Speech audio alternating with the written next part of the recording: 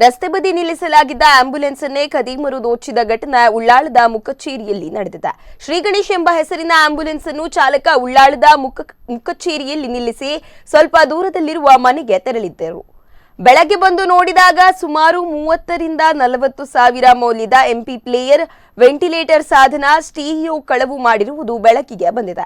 ಈ ಬಗ್ಗೆ ಆಂಬ್ಯುಲೆನ್ಸ್ ಮಾಲಕರು ಉಳ್ಳಾಳ ಠಾಣೆಯಲ್ಲಿ ಪ್ರಕರಣ ದಾಖಲಿಸಿದ್ದಾರೆ. ಜೀವ ಉಳಿಸುವ ಆಂಬ್ಯುಲೆನ್ಸ್ ಅನ್ನು ದೋಚಿದ ಪ್ರಕರಣ ಜಿಲ್ಲೆಯಲ್ಲಿ ಇದೆ ಮೊದಲು ಎನ್ನಲಾಗಿದೆ.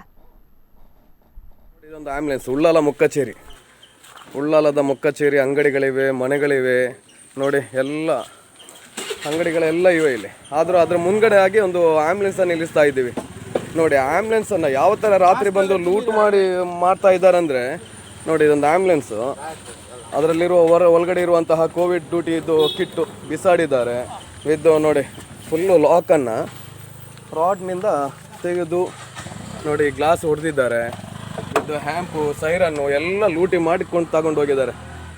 ಈ ಆಂಬ್ಯುಲೆನ್ಸಿಗೆ ಈ ಥರ ಗತಿ ಆದರೆ ಇಲ್ಲಿರುವಂತಹ ಬೇರೆ ವೆಹಿಕಲ್ಸ್ ಇದು ಗತಿ ಏನು?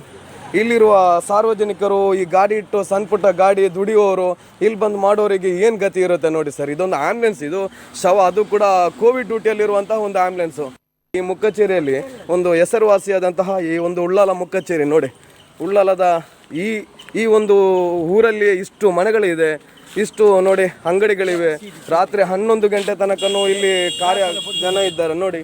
ಗ್ಲಾಸ್ ಹೊಡೆದು ಒಳಗಡೆ ಇರುವ ಸೈರನ್ನು, ಸ್ಟೀರಿಯೋ ಎಲ್ಲವನ್ನ ತಗೊಂಡು ಹೋಗಿರುವಂತಹ ಒಂದು ಅವಸ್ಥೆ ಇದು. ಆಂಬ್ಯುಲೆನ್ಸಿಗೆ ಈ ಥರ ಆದರೆ ಮತ್ತೆ ಮಾಮೂಲಿ ಗಾಡಿಗಳಿಗೆ ಇಲ್ಲಿ ಯಾವುದೋ ಗ್ಯಾರಂಟಿ